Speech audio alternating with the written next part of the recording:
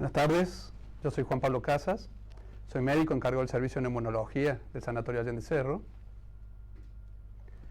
La idea de esta reunión es juntarnos para hablar de coronavirus y su relación con el aparato respiratorio. Yo voy a hacer una pequeña presentación y ustedes pueden ir formulando sus preguntas a través del chat, que termina la presentación les voy a contestar sus preguntas. ¿Cómo surge esta enfermedad?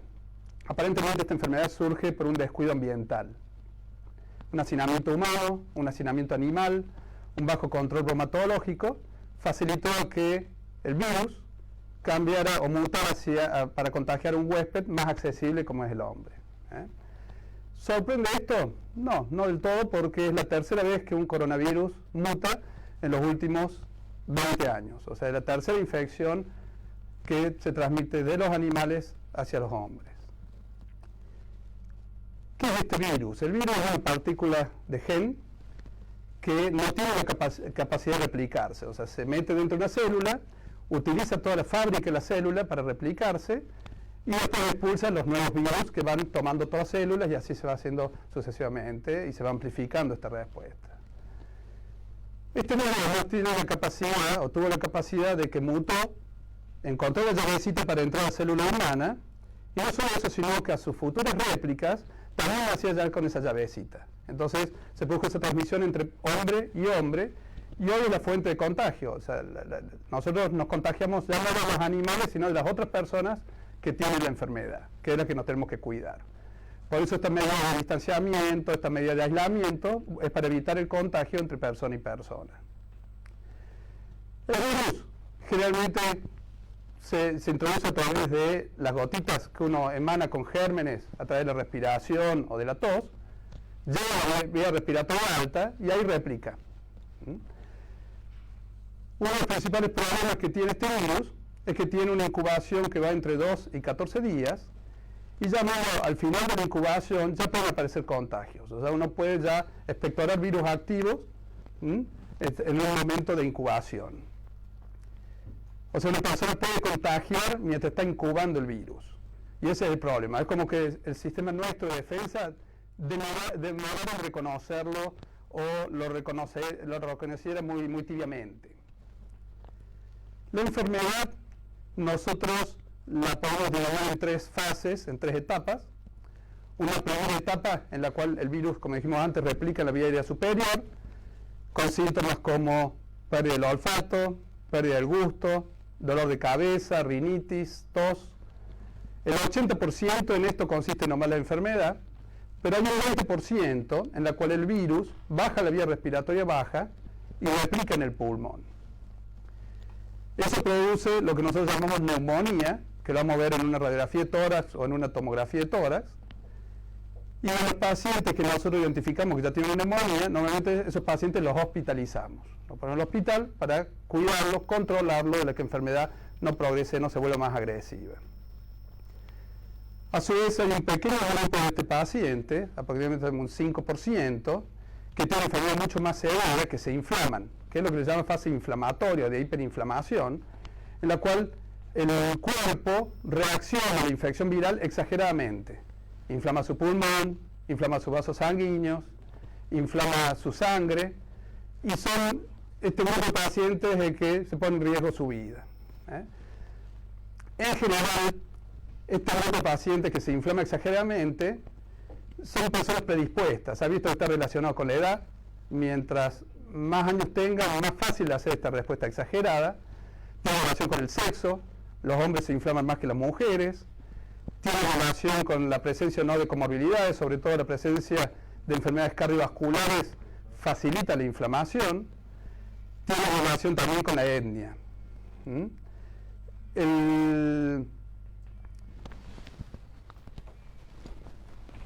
todos lados de este virus. Hay 2 cosas positivas que podemos hablar en este virus. Por un lado, es un virus poco agresivo.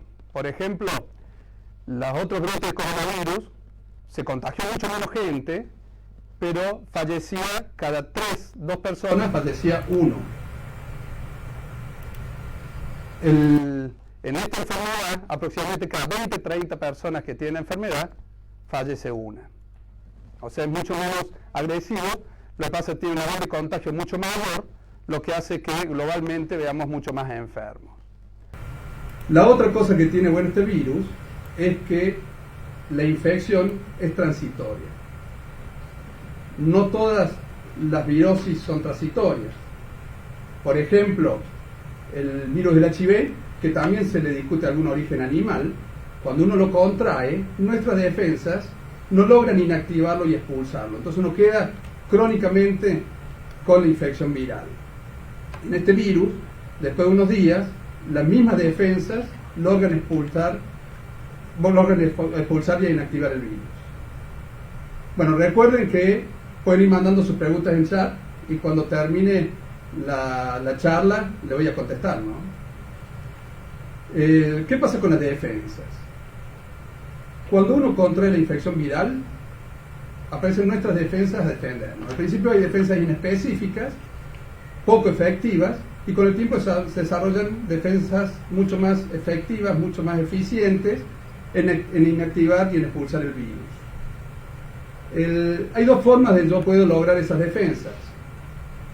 Por un lado, a través del contagio, o sea, si yo contraigo la enfermedad, yo voy a ir formando mis defensas que me van a lograr curar de la enfermedad y evitar que yo recaiga en una nueva infección.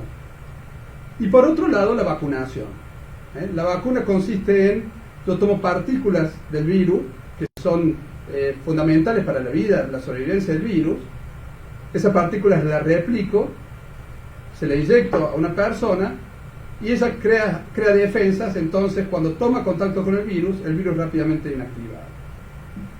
Las vacunas son fantásticas, debe ser el mejor tratamiento que ha ideado la medicina. Nosotros lo que pasa es que gracias a la vacuna no hemos olvidado lo que era una varicela, lo que era una poliomielitis, lo que era una rubiola. Entonces, hoy recién estamos recordando con este virus. Pero hasta hace muy poco uno escuchaba gente que discutía el uso de vacunas, que no recomendaba el uso de vacunas, y hoy esto lo vemos como una locura. Da la sensación que la vacuna va a llegar, la vacuna nos va a permitir desarrollar defensas sin tener que tener contacto con el virus, y entonces evitar el futuro contagio. Unas palabritas con respecto a cómo nos hemos organizado en el Sanatorio Allende para esta infección. Recuerden que pueden ir haciendo preguntas al chat y que se vamos a intentar contestar.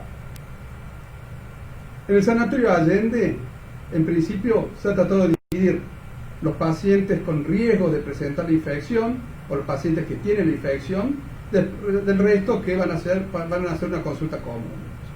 Aún así, el paciente que va a hacer una consulta común es un paciente que se le va a tomar la temperatura al ingreso, sí o sí tiene que ingresar a la institución con barbijo, se toman medidas de aislamiento en la sala de espera, se trata de no tomar exagerados turnos en un mismo horario para tratar de que tenga distancia entre los pacientes que están esperando la consulta, se está tratando de no dar agregados, y bueno, y si necesita la consulta va a estar el paciente con barbijo y el médico que lo va a atender también va a tener medidas de seguridad para sí mismo y también para el paciente. Con respecto también al servicio, se están haciendo lo que llaman consultas telefónicas, tratando que los pacientes que tienen síntomas leves o requieren recetas o requieren de ciertos pedidos de estudios, tratar de canalizarlos por el teléfono y no hacerlos venir al hospital, tratando justamente de que no llenar de gente las salas de espera. Y estamos tratando también de evitar hacer estudios que no podamos controlar el ambiente y pongamos en riesgo al paciente. La idea es hoy juntarnos a hablar de las diferentes enfermedades relacionadas con el coronavirus. En general, las enfermedades respiratorias tienen que tener en cuenta de que si usted tiene alguna enfermedad respiratoria, va a sumar a los problemas de la infección. Entonces es importante un buen control de sus enfermedades, que tome la medicación que se le indica, y si hay alguna duda sobre el tratamiento que tiene que recibir o sobre si hay que hacer algún alguna variación en la dosis de tratamiento, lo ideal es consultar con su médico neumólogo.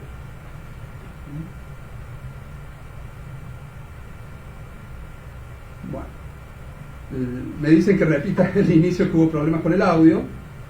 Con respecto, inicialmente lo que quería hablarles era sobre el coronavirus, que este coronavirus tuvo aparentemente un origen animal y que yo creo que se podría haber evitado porque se produjo por un descuido un descuido ambiental, o sea, un hacinamiento humano, un hacinamiento animal, un bajo control bromatológico, facilitó a que el virus mute y contagie a un huésped que tiene más accesible, como es el hombre. Es importante comprometerse con el ambiente. Uno cree que los problemas que suceden en Sudamérica, en África, en Asia, los problemas ambientales no nos van a afectar, y esta infección ha sido un ejemplo de que no es así. Como dije anteriormente, esto no sorprende, porque en los últimos 10 años es la tercera vez que sucede que un coronavirus muta y deja que un virus, principalmente de animales, muta y se vuelve contagioso para el hombre. Con la particularidad de que el hombre empezó a contagiarse entre sí. Por ejemplo, hace unos años hubo una epidemia de gripe aviaria, pero en esa epidemia de gripe aviaria uno se contagiaba de las aves, pero no contagiaba entre persona y persona. Entonces se limitaba a las personas que tenían contacto con las aves. En este coronavirus está reportado, oye, lo estamos viendo, infección entre persona y persona. Con respecto, volviendo a las enfermedades respiratorias, hay ciertas enfermedades clásicas que van a ver que pueden tener un curso peor con esta enfermedad. En general, todas las enfermedades que producen dolencias pulmonares crónicas, todas las enfermedades respiratorias que producen dolencias pulmonares crónicas, van a sumar a su dolencia pulmonar esta enfermedad viral. ¿Ya estoy para las preguntas? Bueno, vamos a ir bien contestando las preguntas del chat. La primera pregunta: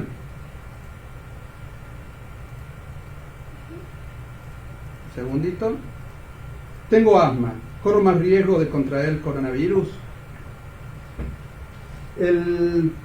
Como dije anteriormente, todas las enfermedades crónicas, todas las enfermedades respiratorias crónicas suman a esta infección su dolencia crónica. Entonces es importante estar bien controlada. Con el asma surge algo interesante. Nosotros pensamos que el asma, como sucedió en la gripe, iba a ser un factor de riesgo importante para esta infección por coronavirus. Y realmente las series, tanto las series chinas como las occidentales, muestran que los asmáticos desarrollan la enfermedad similar a la persona no asmática, pero más raramente se complican, más raramente hacen enfermedad severa y más raramente fallecen. Hay algunos estudios que, por supuesto, esto es una enfermedad nueva que lleva 3 o 4 meses, o sea que hay que ver realmente el tiempo de dirá si es así o no, pero hay algún estudio que muestra de que los pacientes asmáticos tienen menos proteínas, tienen menos receptores para el virus. Como le dije inicialmente, el virus usa como una llavecita de ingreso a las células para hacer su replicación. Los asmáticos aparentemente tendrían menos expresión de ese receptor. No todos los asmáticos, sino los asmáticos que realizan tratamiento crónico. O sea, se lo relaciona más que con el asma en sí, con el tratamiento. En síntesis, entonces, el asmático se tiene que cuidar, pero no está mostrando, el asmático controlado con medicación, no está mostrando ser un factor de riesgo, sino al revés. Aparentemente tendrían menos posibilidad de desarrollar enfermedades más severas. Entonces el consejo es que cumplan con su tratamiento crónico. Con respecto a cómo hacer el tratamiento, lo que hay que tratar de evitar es la nebulización. Hay pacientes asintomáticos, pacientes ya en su incubación pueden contagiar sin presentar síntomas. Si uno hace una nebulización y tiene la presencia del virus, por supuesto el nivel de contagio es mucho mayor. Entonces lo ideal es manejarse con aerosoles, con sistemas en polvo y evitar las nebulizaciones. Vamos a la segunda pregunta. La segunda pregunta es sobre el tabaco. Si el tabaco incrementa el riesgo de esta infección, y la respuesta es que sí. Los tabaquistas tienen mayor riesgo de desarrollar enfermedad severa. Se cree que, así como hablamos recién, que los asmáticos tienen una subexpresión del receptor que da ingreso al virus, los tabaquistas tienen un incremento de ese receptor. Y lo mismo pasa con los EPOC. Los pacientes con EPOC también tienen una sobreexpresión del receptor y se lo considera un factor de riesgo para el desarrollo de la enfermedad. Toda esta enfermedad crónica respiratoria está en un segundo nivel sobre la enfermedad cardiovascular. Se ha visto que el mayor riesgo está en los pacientes con enfermedad cardiovascular. La otra pregunta que tengo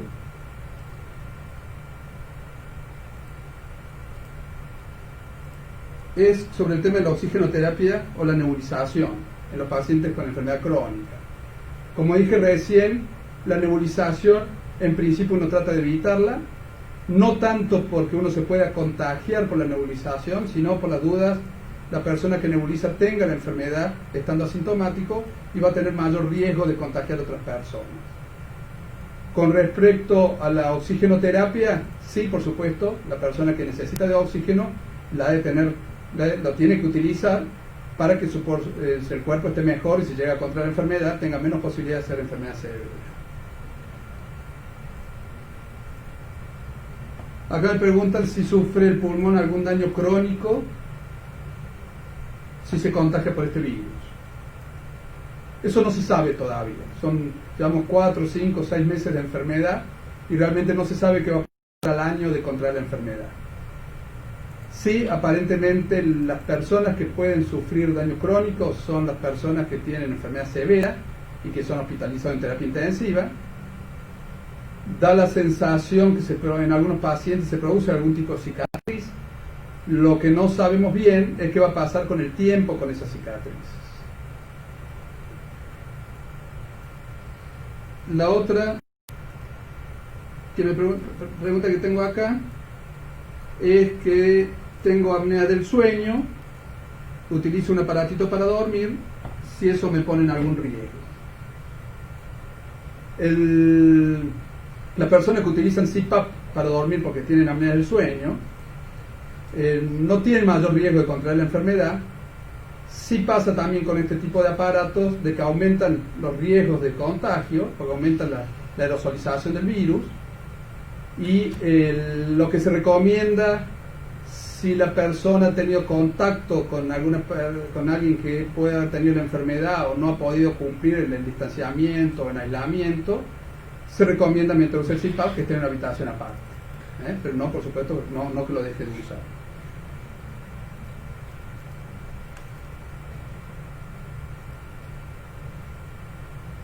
Me pregunta si hay medicamentos para enfermedades pulmonares que puedan empeorar mi salud en caso de tener virus. No se sabe. El tratamiento del asma se sabe que aparentemente mejoraría, prevendría la enfermedad más severa. El tratamiento del EPOC aparentemente también. Y la mayoría de los tratamientos hoy están recomendados continuarlo, porque lo que sí se sabe es que si yo empeoro mi condición pulmonar, el riesgo va a ser mayor. Todos los tratamientos que bajan las defensas son los que uno esperaría que podrían poner en una situación de mayor riesgo, y lo recomendable es que hable con su médico para que busquen la menor dosis con la cual pueden mantener bien la enfermedad sin bajando por supuesto el riesgo de contraer esto.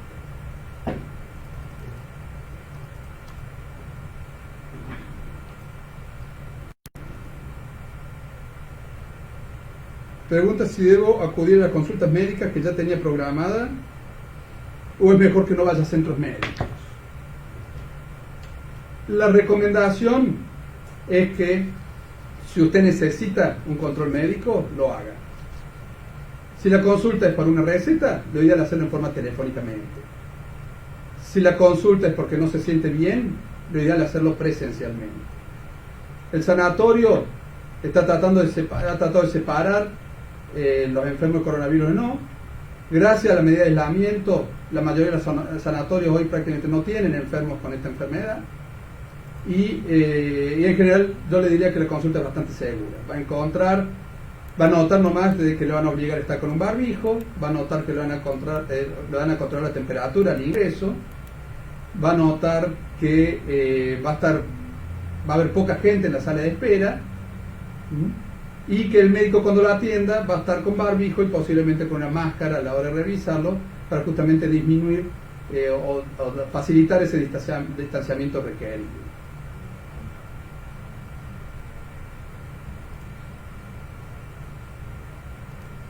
De nuevo me preguntan sobre el asma e infección por coronavirus.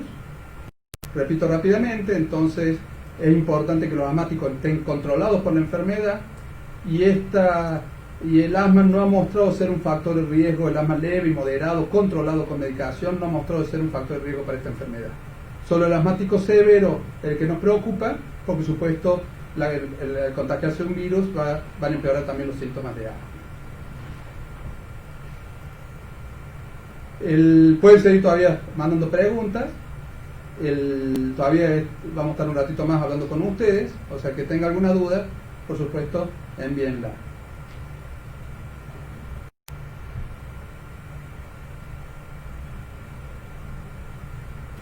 Me pregunta si es recomendable el hisopado en crisis asmáticas afebriles y pacientes asmáticos que comienzan con síntomas pero afebriles. Idealmente, lo ideal sería que todos tengamos hisopados todo el tiempo, para saber si tenemos infección o no.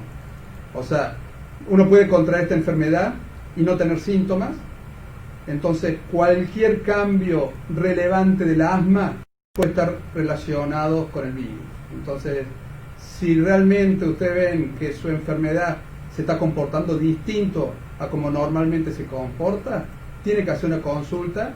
Y si el médico sospecha de que puede ser el coronavirus, le va a hacer un hisopado. Nosotros hacemos frecuentemente hisopados no febriles, porque se ha visto que hay un grupo importante de pacientes con coronavirus que no tienen fiebre. Acá lo importante es que hay pacientes con enfermedad severa, que nosotros hacemos el hisopado para ver si tienen una infección severa, y hay pacientes que uno le hace el hisopado para ver si contrajo la enfermedad y tiene riesgo de exponer a otra persona la enfermedad. Lo más importante es que si usted tiene síntomas o si le llama la atención cómo está su enfermedad, más allá de contactar con el médico o hasta contactar con su médico, tiene que hacer un distanciamiento, una medida de aislamiento por las dudas que esté teniendo la enfermedad y entonces evite que el núcleo familiar o el núcleo de amigos o el núcleo de contacto se contagie.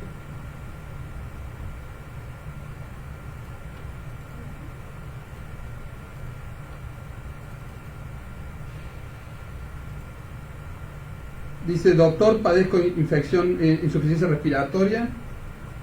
¿Qué medidas de aislamiento? No, ¿cuáles son las medidas preventivas a tener en cuenta? La insuficiencia respiratoria sí es un factor de riesgo para la enfermedad. Los pacientes que requieren de oxígeno o que tienen ya una agitación crónica refractaria al tratamiento son pacientes que tienen mayor riesgo. Y la medida preventiva efectiva es el distanciamiento social. Trata de evitar acercarse a otras personas a menos de 2 metros, 1 metro. Trata de usar el barbijo, exigir que las otras personas estén con el barbijo. El barbijo tiene la doble función: no contagiarse y evitar que uno contagie si puede estar ya con el virus replicando en la vía respiratoria alta. Esas son las principales medidas. Y mantener el tratamiento, no dejar el tratamiento crónico para que su enfermedad esté lo más óptima posible por si llega la infección viral.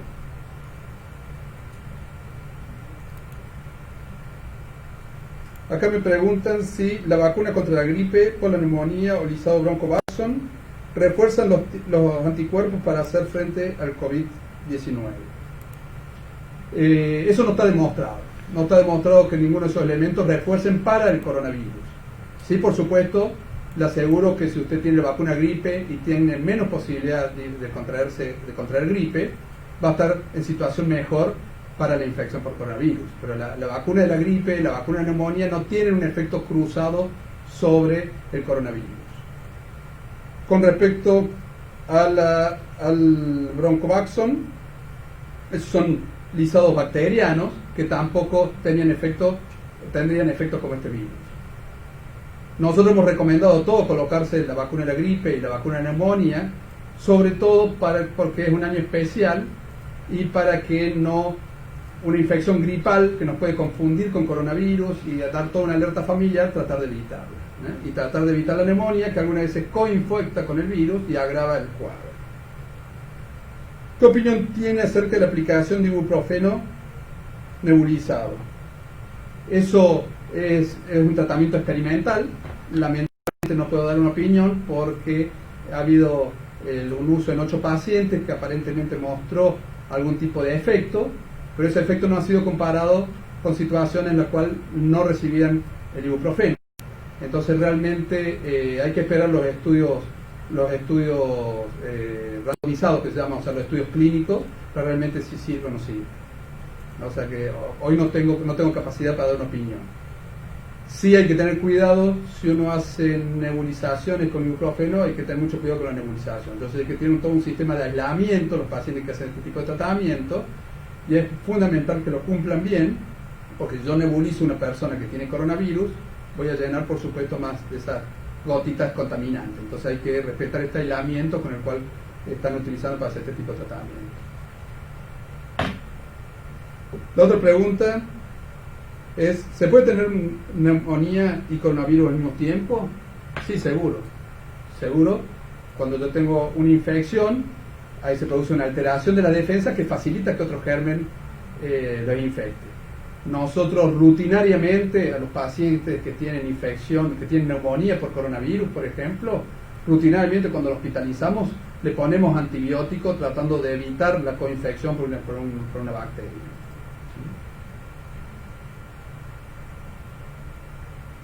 ¿Cuáles son los cuidados para pacientes con sibilancias? La mayoría de los pacientes que tienen sibilancias tienen enfermedad de los bronquios. Por lejos, las enfermedades más frecuentes de los bronquios son el asma, que le da una sibilancia intermitente, o el EPOC, en el caso de los tabaquistas, que es una sibilancia crónica. El paciente que tiene estos síntomas tiene que ser controlado, tiene que tener un diagnóstico claro y tiene que tener un tratamiento adecuado. Entonces, si usted tiene sibilancia y viene teniendo sibilancia hace un tiempo, tiene que hacer un control con un neumonólogo para que vean por qué tiene esa sibilancia. En el caso de que tenga sibilancias ahora, que estas sibilancias sean agudas, es porque algo pasó. Habrá que ver si es una bacteria común, si es un virus de la gripe, si es de coronavirus, o sea, tiene que hacer un control a ver qué pasó.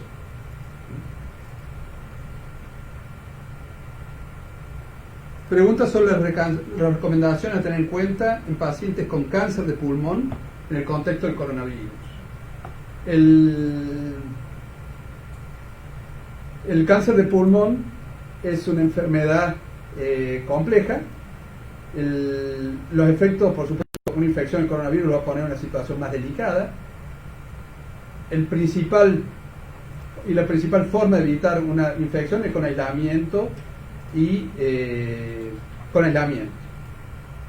En el caso del paciente que tiene cáncer de pulmón y está con quimioterapia, la quimioterapia le va a bajar las defensas. Entonces es esperable que las personas con quimioterapia se enfermen más fácilmente y posiblemente hagan infección más severa. La sensación es que una persona que tiene cáncer y está con tratamiento tiene que extremar el aislamiento y el distanciamiento social, y no solo esa persona, sino la persona que tiene un íntimo contacto con él. Como dije anteriormente, la sensación que uno tiene es que todo esto va a ser temporal, que prontamente va a aparecer una vacuna y a todos nos va a poner en una situación diferente, como pasó con la gripe A y como pasa con un montón de virus.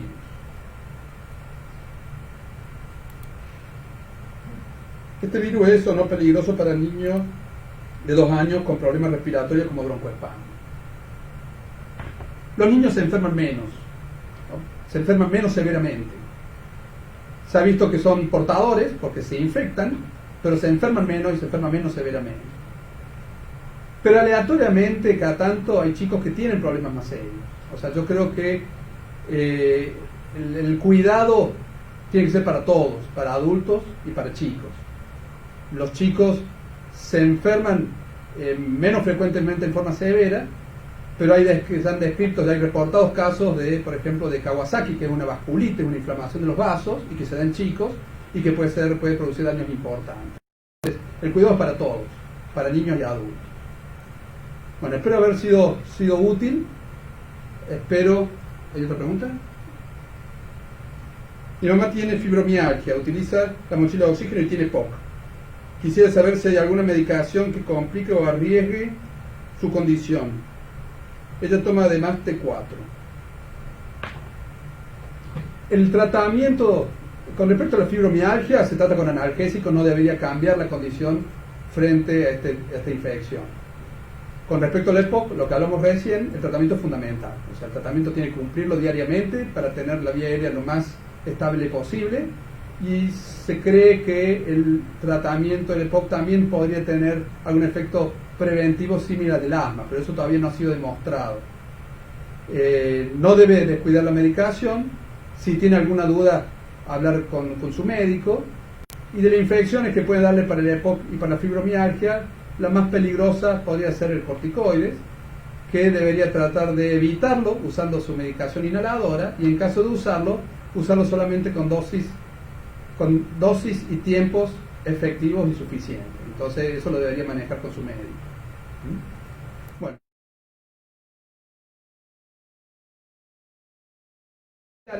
pero bueno, espero que la resultante haya sido satisfactoria para ustedes. Muchas gracias. Hasta luego.